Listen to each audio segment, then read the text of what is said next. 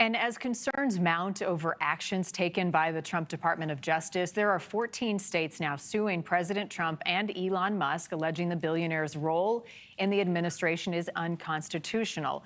That is just one of about 33 lawsuits challenging DOGE right now. Joining us now, one of the attorneys general involved in the lawsuit, Nevada AG, Aaron Ford. Thank you for being here this morning.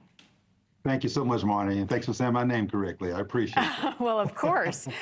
So Musk's role or what he's doing, which one is unconstitutional in your mind, or is it both? Well, it's a problem. And look, let me back up and let you know, look, as the Attorney General, I oversee hundreds of millions of dollars of a state budget. When I was a state senator in the legislature, I oversaw billions of dollars. And so I agree with trying to root out fraud and waste and inefficiency and redundancy in government, but it must be done lawfully. And I understand that many people support the president's goals and the popularity that they enjoy, but it is the legality, not popularity, that must carry the day. And it's like your previous segment just said, the congressman's right. It's the rule of law, not the law of the ruler, that must prevail. And in this instance, they are violating the law. The Constitution prohibits what's happening, and statutes have prohibited what's happening.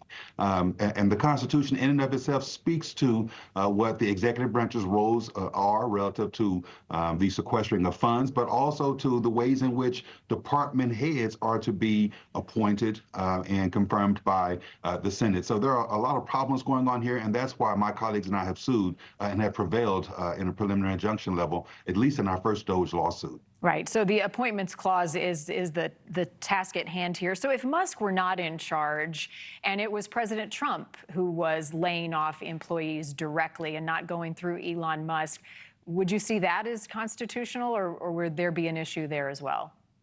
Well, look, I mean, let me not speak to the hypothetical you presented and talk about the actuality of it all. The fact is, the Constitution prevents the president from making unilateral changes to existing laws as they concern the structure of the executive branch and federal spending. The president himself is forbidden from establishing or extinguishing federal agencies. And he can't unilaterally seize control of federal funding and budgets by slashing programs or offering lengthy severance packages as we see happening now, nor can he delegate to someone that ability to do so. This is an issue associated with the appointments clause, but also other executive branch balancing checks and balances between the executive branch and the legislative branch. So 14 states right now involved in this lawsuit. How does this play out? What are the next steps here? Well, in fact, today there's going to be a subsequent hearing there. My colleague in New Mexico, as well as my colleagues in Arizona and Michigan, have led this coalition of 14 states in this most recent litigation. There will be a hearing in D.C. today. The time escapes me right now, and I can't articulate that to you, but she is entertaining the temporary restraining order request that we have presently pending. But we also have a preliminary injunction pending. We want to put a stop to what's happening right now. Listen, just yesterday I saw a Republican senator, state senator out of Utah, note something that is not necessarily a legal argument, but certainly is one that we would want people to keep in mind. How about a little compassion?